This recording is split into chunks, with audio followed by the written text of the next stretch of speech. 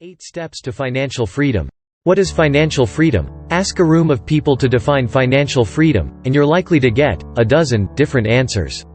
For some, financial freedom means being able to pay the bills with money left over each month or having a fully funded emergency account. Others may want to retire early and travel extensively.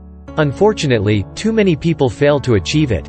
They are burdened with increasing debt, financial emergencies, profligate spending, and other issues that thwart them from reaching their goals. Then there are unexpected events, such as a hurricane or earthquake, or pandemic, that overturn plans and reveal holes in their safety nets that weren't visible before. Start investing now. Bad stock markets can make people question this, but historically there has been no better way to grow your money than through investing. The magic of compound interest will help it increase exponentially over time, but you need a lot of time to achieve meaningful growth. Don't try to be a stock picker or trick yourself into thinking you can be the next Warren Buffett. There can only be one. Instead, open an online brokerage account that makes it easy for you to learn how to invest, create a manageable portfolio, and make weekly or monthly contributions to it automatically. Set life goals. What is financial freedom to you? A general desire for it is too vague a goal, so get specific. Write down how much you should have in your bank account, what the lifestyle entails, and at what age this should be achieved. The more specific your goals, the higher the likelihood of achieving them. Next, count backward to your current age and establish financial mileposts at regular intervals. Write it all down neatly and put the goal sheet at the very beginning of your financial binder. Commit to living within your means. The path to financial freedom begins with a step many people overlook. It starts by developing a mindset in which you prioritize building a strong financial foundation of savings before you move on to spending and investing. People need to analyze their beliefs about money and examine their relationship with it.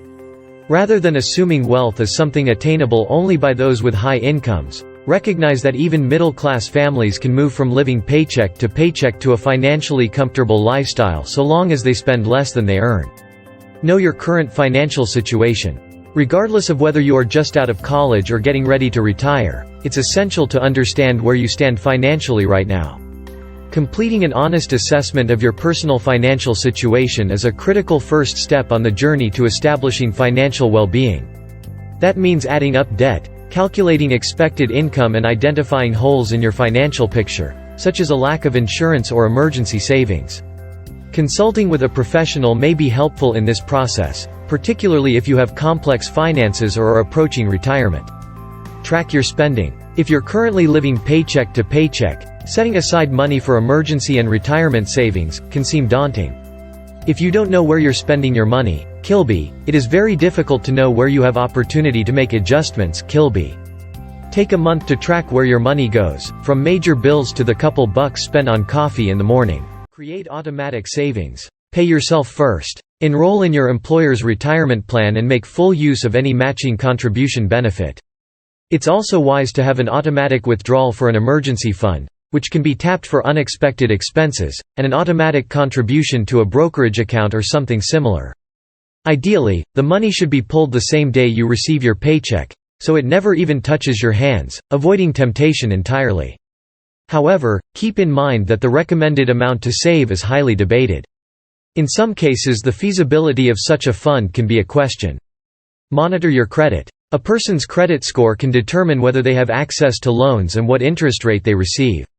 In some states, employers can review a job applicant's credit history when making hiring decisions, and insurance companies in certain areas may use credit to set policy premiums.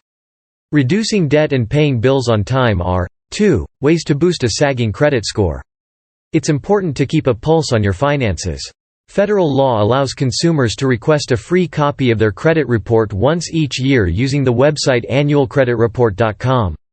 During the pandemic, credit reporting companies Equifax, Experian and TransUnion began voluntarily offering free weekly reports as well. Credit scores can be accessed for free through a variety of credit card issuers and finance websites such as Credit Sesame and Credit Karma. Build an adequate emergency fund. It can be tempting to deplete savings in order to pay off debt more quickly, but that approach can backfire. Without an emergency fund, you risk going into high-interest credit card debt should an unexpected expense occur. Instead of prioritizing debt over savings, or vice versa, Direct a portion of your available cash to each priority every month. For those who can afford it, we recommend saving 15% of every dollar in an account until its balance equals 50% of a person's annual income.